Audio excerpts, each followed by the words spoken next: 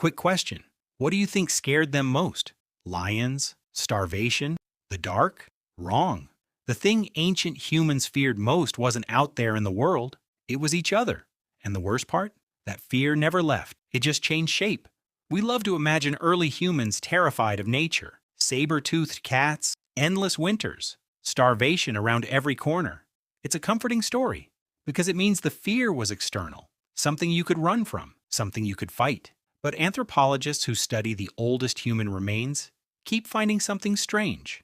The injuries aren't from animals, they're from other people. Skull fractures, defensive wounds on forearms, bones broken in patterns that only happen in close combat, face to face, hand to hand.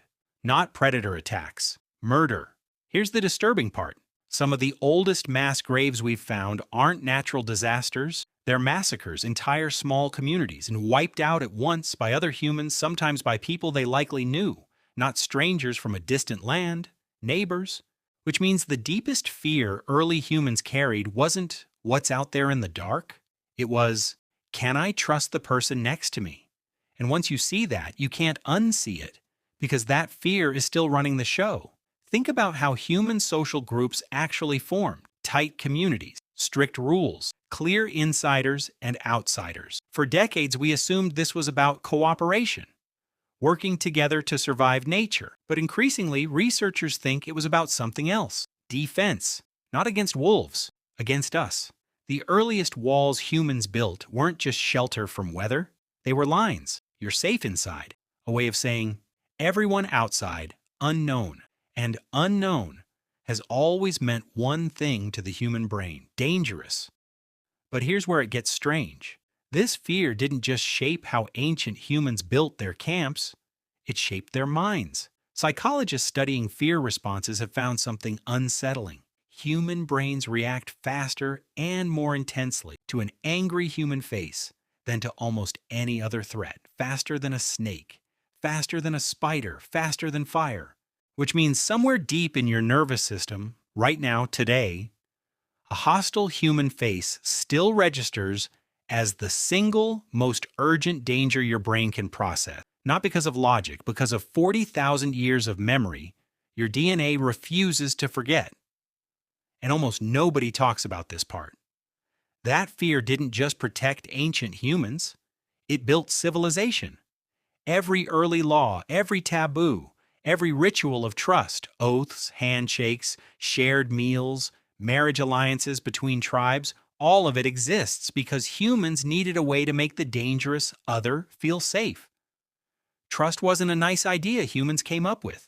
It was survival technology, a workaround for the fact that humans are the most dangerous predator most humans will ever meet. But trust has always had a brutal flip side, because the same fear that built alliances also built enemies. Anthropologists studying early tribal conflict found something chilling. Once a group defines who's inside, violence against outsiders stops feeling like violence at all. It starts feeling like defense. This is where some of the darkest chapters of human history begin. Not with hatred, with fear, dressed up as protection. And that mechanism? It's not ancient history.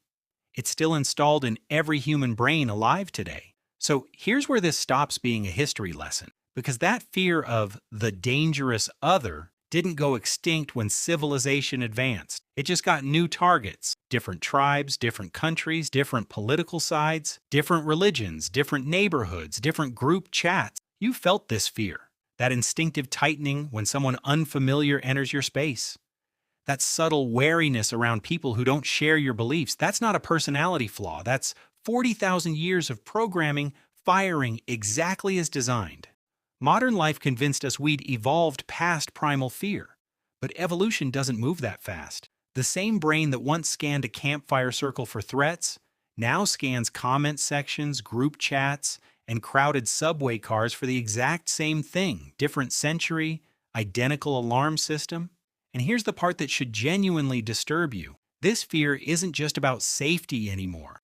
It's been weaponized. Every algorithm that keeps you scrolling knows exactly how powerful this fear is. Outrage about them, stories about dangerous others, content that frames disagreement as threat. That's not an accident. That's 40,000 years of evolutionary wiring being exploited by systems built specifically to profit from how easily that fear ignites. The fear that once kept small tribes alive is now one of the most monetized emotions on Earth. But here's the twist that changes everything. The same fear that built walls also built bridges. Because trust, real trust between strangers, isn't the absence of this fear. It's proof humans can override it. Every act of kindness towards someone unfamiliar, every conversation across difference, every moment you choose curiosity over suspicion, that's not weakness. That's 40,000 years of evolutionary fear being consciously, deliberately defeated. Every single time you do it. So what did ancient humans fear most? Not lions, not storms, not the dark.